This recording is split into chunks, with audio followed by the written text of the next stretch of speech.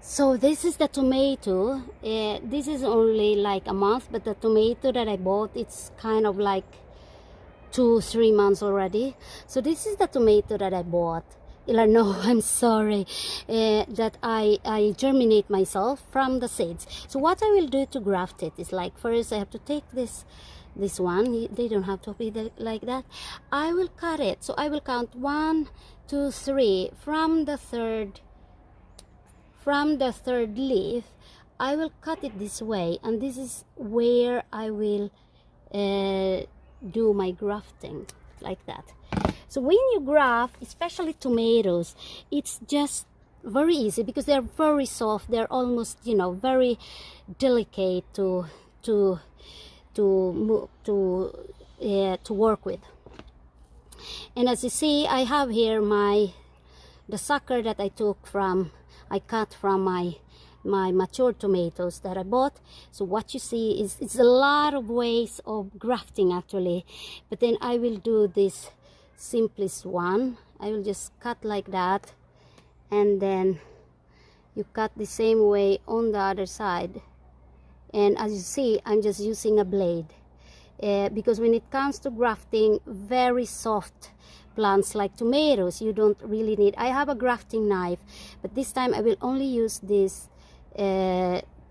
blade, because it's just so soft.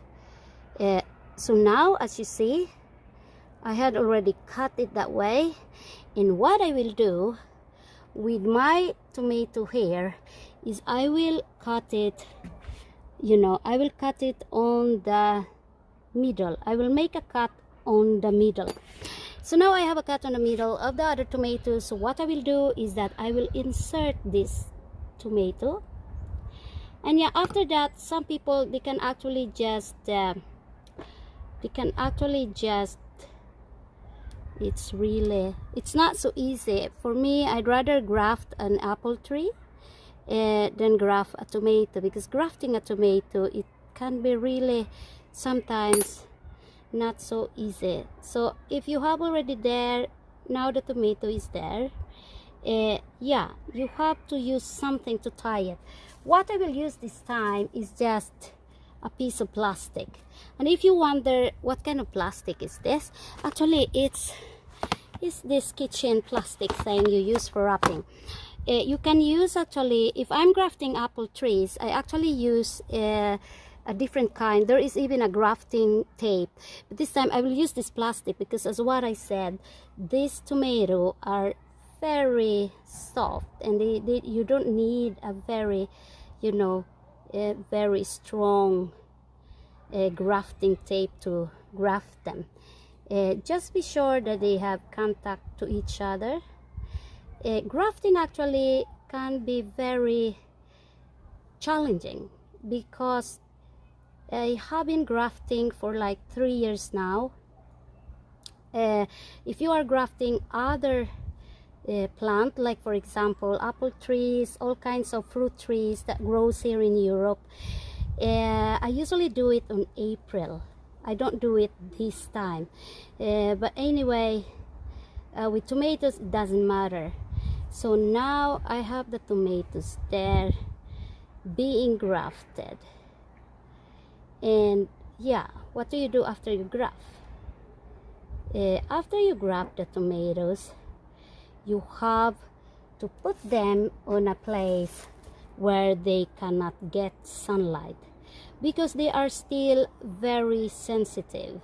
You cannot have this grafted tomato exposed on a direct sunlight, because it will not survive.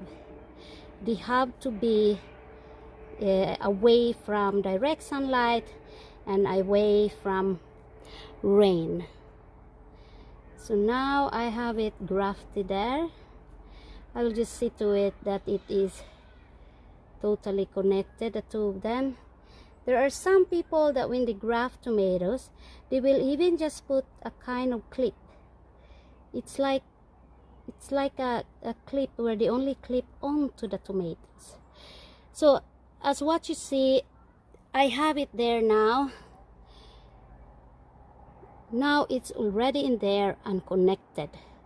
So what I will do with this plant is I have to put it inside so that they will, you know, they will connect to each other, and so that it will not dry. See to it that you water it, it shouldn't dry. And then I will be giving you an update of this grafted tomato. So actually a lot of tomatoes can be grafted.